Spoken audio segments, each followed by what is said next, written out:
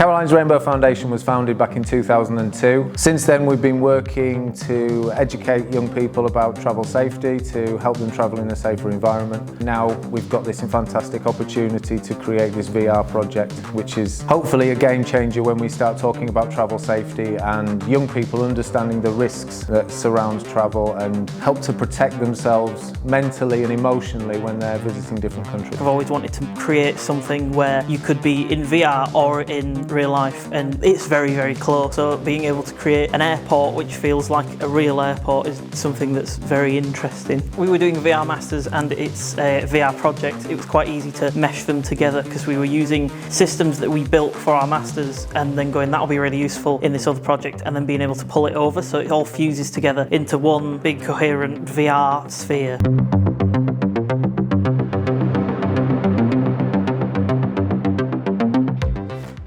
With VR anyway, you're going to run into problems just because it's VR, it's a new technology, you're always going to have issues with it. But with that, there are things you can kind of get over quite quickly. Apart from that, there was just small issues with lockdown and things like that. Getting access to equipment was just difficult, but we worked around it really well. We worked remotely, we had meetings every week with each other. So I think with the issues at hand, we worked well with. I'd like to explore more. I think for me, especially with VR, is the cultural aspects of it. So what changes between cultural differences, and the barriers there, not just language barriers, but like how you interact with people, how you go about your day, things like that, I think are really interesting and not a lot of people know about. I have friends going to Japan currently, and they read online about like etiquette on a train, and it's completely different.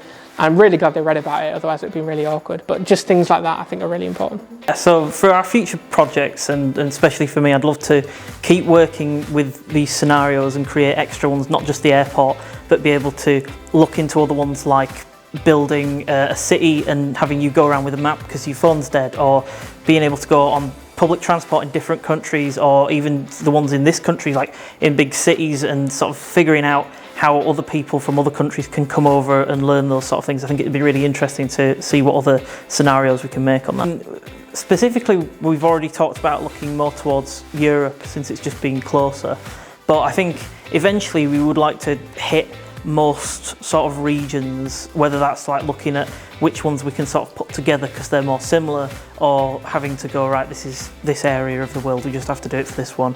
But it's definitely looking at each scenario and going which one would work better for what place. But we'd like to mess around with like the languages and stuff as well. That'd be really fun.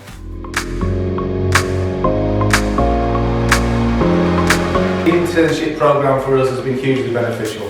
You know, as a charity, we're a local charity, we're local to York, we were founded in York, so using interns from the university is fantastic for us. They're unique in their abilities, in their mindset, in the way they view the world, and it's our target market, so it's something that, you know, we're wanting to engage with that community, and the internship program certainly helps us do that. I'm Suzanne Dickinson, and I'm the Employer Engagement and Student Opportunities Manager here at York St John University. As part of my role, we bidded for some money with XR Stories, which is a project that's being run via the University of York in conjunction with Three Yorkshire.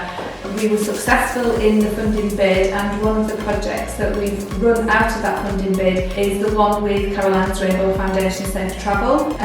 That has been to create some VR experiences for people travelling, to give them an opportunity to experience some of the dangers that they may come across whilst they're travelling, but in a safe environment. So once we were successful in getting in the funding, I approached Richard from Caroline's Rainbow Foundation Safe Travel to pull this together and to create these internship opportunities. We started in March this year with two students who are on our master's course, starting to create the VR experience. That was over 12 weeks. That finished about a month ago. Since then we have bidded for some further money, which we've been successful, and we're hoping now to carry on to the next scenario with this project with the same two students who are now almost graduates, to create further scenarios as part of the project. So following on from this project, we're hoping that we can continue to work with Caroline's Rainbow Foundation Safe Travel to help our students that are likely to go travelling in different forms. So we have students that want to go overseas during the summer and volunteer overseas. We have students that go on study abroad.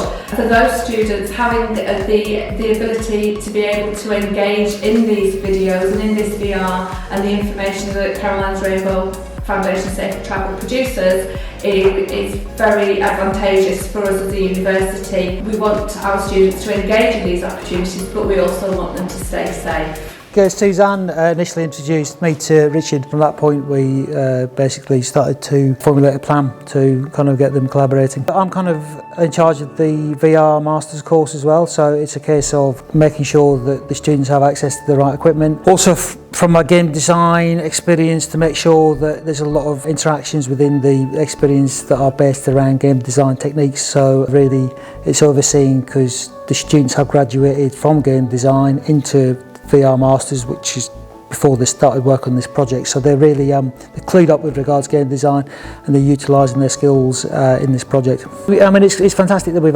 the students have had an opportunity to work with a commercial client, and they've had so much experience with Richard and the Rainbow Foundation, because not only it works both ways, Richard's got a really nice product, but they've got to actually make a commercial project in a team. And so, you know, it's invaluable experience really from the perspective of them working how they're going to utilise their skills when they go out into industry. So, you know, we're really grateful to Richard for giving us this opportunity, and the students have done a fantastic job. So we're really happy with the collaboration. Well, I've enjoyed the internship very much. I mean, being able to learn loads of new skills while also being able to focus on one project was really fun for me. I loved it. It was just something different to like your typical uni stuff. Like, you're not writing reports and documents about why you did stuff, and it just felt a lot more real. Like, you were talking to real people, you were working with real people. It was just a lot more fun. So our main lecturer, Andy Sandham, was the one who told us about the project, and then from there he's been a big part of it. So, I mean, he was just as excited for the project as we were, so he's been like there every step of the way, trying to help out any way he can. But it's been a lot of fun for me. Yeah, I've been able to use like the equipment like VR kit and stuff as well at uni, so it's been really helpful using that. We'd really love for it to actually be used in environments like having maybe like a big meeting with a bunch of people at schools, and then being able to put them into virtual reality and go, hey, look at all this, and it just give that first sort of step of safety that you wouldn't normally have when you'd travel abroad just on your own. Yeah, I think like there's an anxiety with travelling, especially with COVID right now. People are really worried about how to travel, like what to do when they're there. And I think it really relieves stress, and I'm hoping a lot of people use it as a tool before they go travelling, and even first-time travellers. But also for us as a project, it's something that also translates kind of beyond that. So we've made the whole dialogue system in the world, and it's kind of a new area in VR, for not just for travel safety, but for other people to explore. When we were going through research with Joe and Richard, we were talking about what are the core things that everyone experiences when travelling. And the big one which stood out was an airport. Everybody goes to an airport if you're off travelling, unless it's by boat. But it was something that everyone shared, and also was one of the big anxiety kind of things where people sometimes, I just want to get to my destination, I'm just a bit worried about the travelling side of it. So for us, that was the core reason. Yeah, it was really good to get a reference for airports as well, because there is so many of them. We can go, all right, this is a really good part of this airport, this is a good part of this one, and then we can stick it all together in the great big amalgamation that is our airport. What is your dream holiday destination? Costa Rica. I think it's to do with the culture and the atmosphere and the weather. I'm quite interested in the history, how things have got there, how it's evolved over the generations or the centuries really, and then the folklore that goes around that. If technological development was not an issue, what other features would you add to the programme? So we've got the different biosystems, so you can have like heart rate monitors and that sort of thing working with the virtual reality. So I think we'd like to use that sort of thing to be able to predict what somebody's feeling and then change the environment or change the experience to how that sort of feedback works. So I think that's a technology that we would love to sort of implement in Italy and go to every big city. I don't know, since I ever played Assassin's Creed as a child, I've wanted to go and do that. What tourist destination would you want to recreate in virtual reality? I'd love to see a very fully realised like Disney World, like where it's one-to-one and every ride works. That would be amazing. It'd be a really massive undertaking, but I think that'd be great. Some of the big stately homes in Britain, I think, it's an experience that I'm missing, going to stately homes and to be able to actually experience those in VR. And there's a few on the internet where you can actually go through them in VR. But yeah, you know, I think it'd be lovely to sort of scan historic buildings. Yeah. How will the project benefit the work the charity does with travel safety? My feeling about the VR project is that people will be able to experience it in virtual reality, so if it does happen in the real world when they are travelling, it will be in essence experiencing it for the second time.